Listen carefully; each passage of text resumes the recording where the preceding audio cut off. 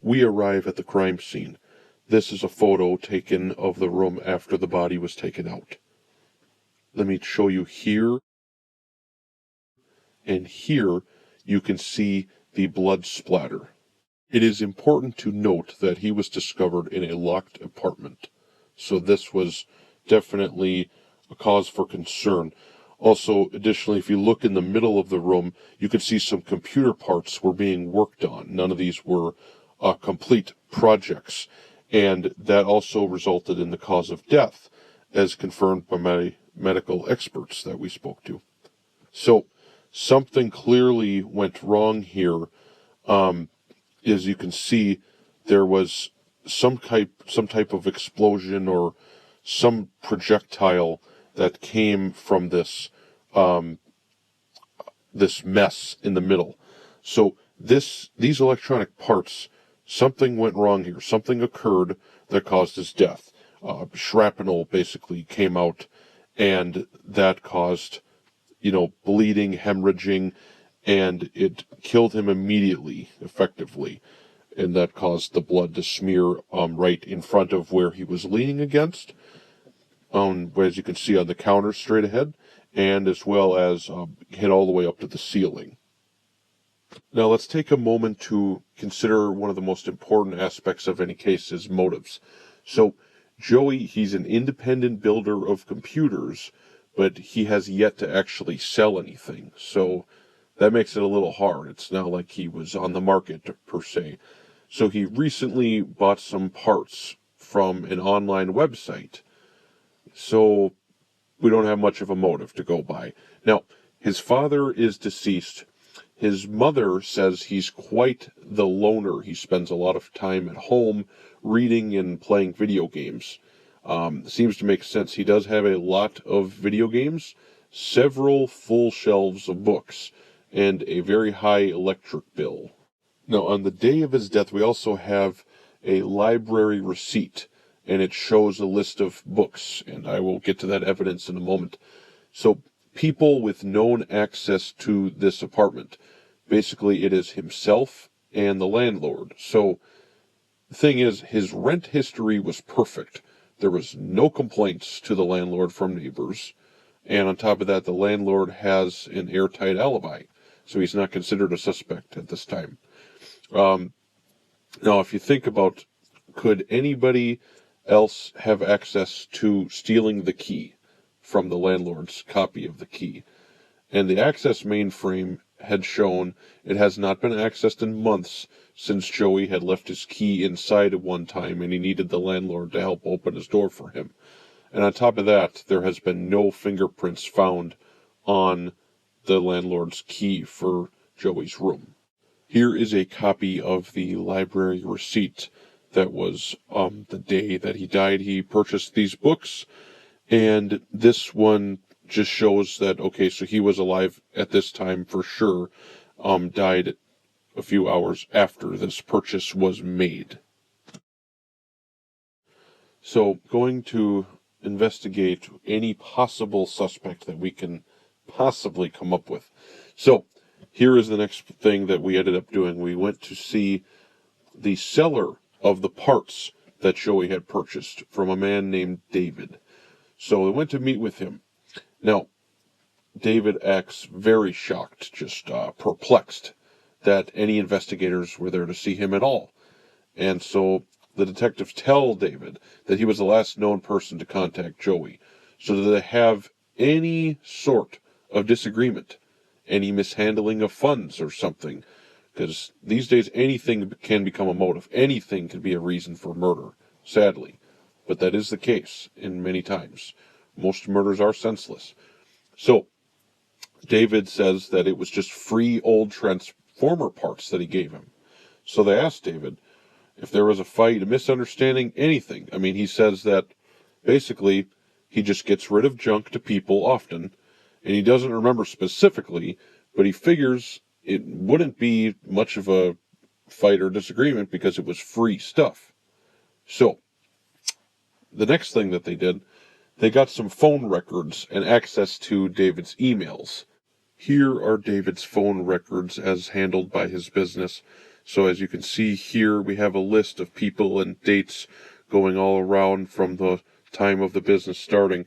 And so you can see Joey on January 7th, 2:22 p.m. That was their one phone call conversation when this was set up for the order made, and followed by some emails. We also took a look into the online profile for David's business. We wanted to see exactly what kind of information we could gather. And this was all public. This wasn't like it was very hard to discover or come up with any information. So we're looking at it, and his profile of David's is actually very poor. There's a lot of poor ratings and bad reviews, and these are all written by paying customers. So we were kind of going with, could that mean something? Some people often online would complain about wanting refunds due to receiving a short amount of what they ordered or receiving the wrong parts, as in stuff that they didn't even order. So that was interesting to see, and we're wondering, could that mean anything to this case? And not only that, but so with the phone calls that we saw, the list and the frequent times of them, but none of them were with Joey, just that one for the order. So that was interesting. So does that really connect them very well? Now the emails back and forth subsequently did actually show an argument. The parts that were advertised on David's online website as free, but when Joey asked for them, David said that there were actually a desired price for those parts.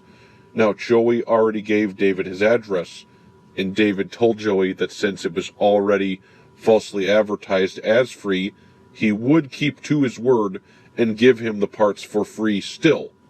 And Joey even paid for the shipping. So there was an argument between those two on an email, because he wanted the certain parts, and he was happy to see that they were free, but they weren't actually free. David just advertised them poorly, didn't exactly do the best work.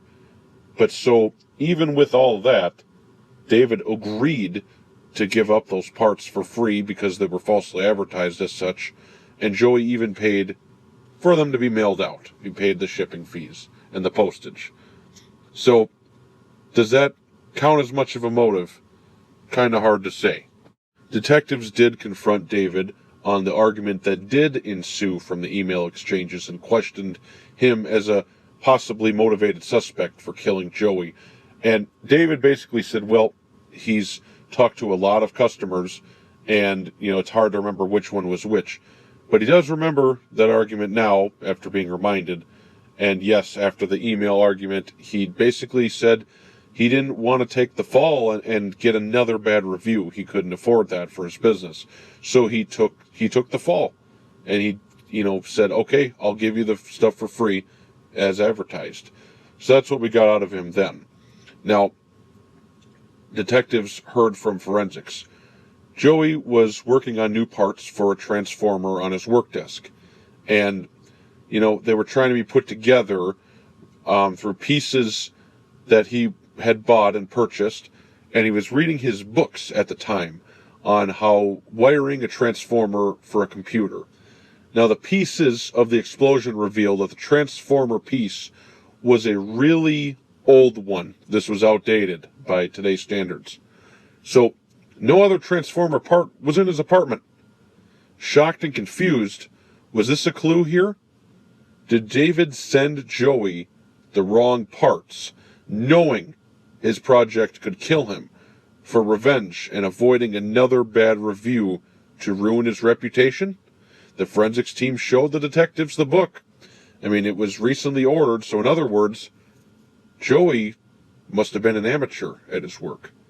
He hasn't sold anything, we already knew that, but he checked out the books on circuitry and computer parts and such, and the morning of his death at the library is when he got the books. So, he didn't know how to build this computer. He didn't know how to operate the wiring on this transformer. But where does that leave David? Did he believe that Joey was new to this, that he was an amateur at building these parts and such, and that He thought he could send him the wrong part to get him killed in the process? And here's another interesting fact. Let me show you something on the crime scene photo here. Do you see what that is? Do you notice it? Why is that over there? Why was that not worn on Joey during the time of this project? I mean, if you need glasses to read, then clearly you're going to be using them at the time of doing a project that you're new at. If you're new to something, you have to read up on it, which he bought books for, clearly, and yet his glasses are elsewhere. Why would his glasses not be worn on him during the time of a new project that he's working on for the first time, or one of the first times, or whatever the case may be? So, that didn't make much sense. Now, why did he have his glasses off? Basically, what happened is we talked to his mother, and that revealed something. He doesn't need his glasses for reading. He actually needs them to see far away and for driving. Okay, so he doesn't need his glasses for reading. So that was interesting. So, what that kind of gave us an idea into something very unfortunate. So due to that being the case, that means he must have had his head, therefore his eyes, very, very close to the death trap that took place. If he had to read something, he's going to have his face close to it with the eyes that he had. So that was very, very unfortunate for him, because then he didn't have much of a time to react if any noises or any sudden scary moments were to take place. He wouldn't have much time to react, being that his face would be right there. On a hunch, detectives thought of something. They looked back at some other pieces of the evidence, and they decided, let's take a look at the phone records again. And it kind of revealed something that they didn't notice the first time. Sure, there were a lot of different names, as you can see, but you notice something else? And keep in mind, this is the full phone log. It is fairly new. As you can see, it only goes back a couple of weeks, basically. So therefore, it reveals another problem. David was also an amateur. He was also new at this work. I mean, why else would he have this business started? And as you can confirm from the phone log, there isn't that many numbers there to begin with. Going all the way back to the beginning wasn't that hard to do. If you glance at it, you see a lot of names, a lot of different times and dates. But if you really look at the difference in space, as in space of time, it is not that far-fetched away. It is very close. It is very, very close. So he was new at this too, as we confirmed from looking at the phone records. And the online profile as well can reveal the beginning date of when this all started publicly, and so on and so forth. So they had to produce a warrant, and they had to go look through David's belongings. They searched and searched and searched. Now, they didn't find any books or anything on his computer about how to sabotage a transformer to explode. So they searched throughout his inventory, and when they went through his transformers, they did find something. You know what they found? They found a lot of them were in labeled bags incorrectly. That's right. Some of them were the old ones, just like the one Joey ordered, but they were in the wrong labeled bags. Bags labeled as the newer models that were actually holding older models inside. The detectives basically had a disagreement at this point. So one detective has the idea, let's charge David with premeditated murder. That he labeled the bags as newer transformers, sent them to Joey to have him killed, knowing that the overabundance of electricity in these older model transformers couldn't handle the circuitry and would explode, unlike the newer model transformers that Joey thought he was getting. Okay? Because if you apply too much electricity to a circuit, creating an overcurrent situation, which in turn can cause an explosion. Okay? And that obviously is going to be the case if you're dealing with an old one that isn't strong enough to handle the features of a newer model. Okay? So, the other detective points out that there is flaws. See, why would a lot of these bags be missorted? I mean, couldn't it be because David was new at this stuff? No real evidence suggests that he knows what he's doing. And the biggest flaw is that there was no There was no long, overly drawn argument, anything that was heated, anything that showed any sort of passion in this case. So there was a lot of things to worry about, and the customers had confirmed online with their reviews, of course, that there was nothing but trouble ordering from him anyway. So it's not like Joey was the only person that got something that he didn't order. So we have a lot of ways we could look at this, but let's try and consider all of them. Before they just arrest him on the spot and try and go off of all of the available evidence, okay, one detective had a hunch, and they decided to take that detective's advice. They went to tell David, "Thank you for your cooperation. We're sorry we had to bother you. We were just doing our job.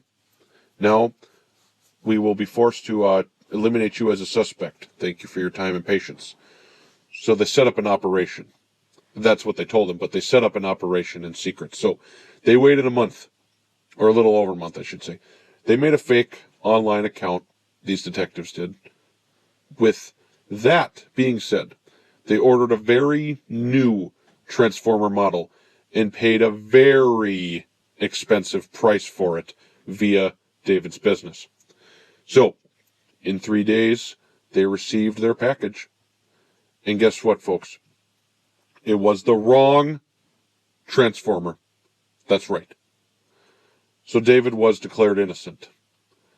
He was so amateurish that he didn't even know the difference between the good and the old model Transformers, even kept them mixed up in the wrong bags. And had this been a real purchase, they would have been severely ripped off for the money since they received the wrong Transformers. But it also proves that David's bad customer reviews are sadly very much accurate. So all of the detectives agree this was an accidental death by horrible coincidence. Both the buyer and the seller were new to each of their respective crafts.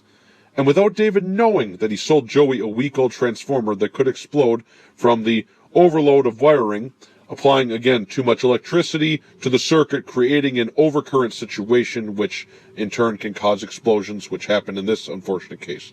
Both the buyer and the seller were new to these crafts of theirs. One being a salesman and a organizer, poorly at that, online salesman, phone call salesman, etc. Both of these gentlemen's ineptitude caused a seismic sabotaging of their own personal lives. In David's case, they caused a lot of hateful diatribes online, and in Joey's case, it cost him his life. So the motive was almost there if you tried hard enough to force it, but the proof was right there before the detective's eyes. The sad fact here was a very horrifying coincidence that both of these men had a lot more research to do before they could make a career out of these jobs, I guess you could say, hobbies or sorts of. So Joey should have known by looking at the Transformer he received that it wasn't the one that he ordered. Okay, instead of operating on it with the assumption that it was the one that he ordered, he should have been able to look at that and say, hey, this isn't the one I ordered, got mad at David, and not attempted to do his job of trying to build this computer and operate on this Transformer, which caused the explosion. Because this Transformer was old, it was not going to be able to handle enough wiring that he was putting into it, or attempting to put into it, that caused his death. So, there was no suicide, no murder, but an accidental death by a horrifying coincidence. David didn't know what he was doing, and he ended up sending the wrong piece to Joey.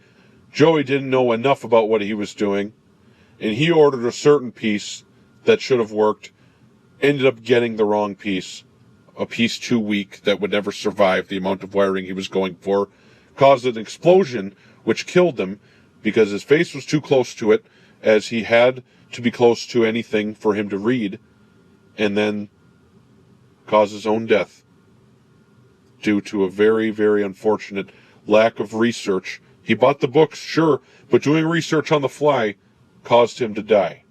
This is labeled as an accidental death, a very, very unfortunate circumstance. Folks, please take this as a lesson.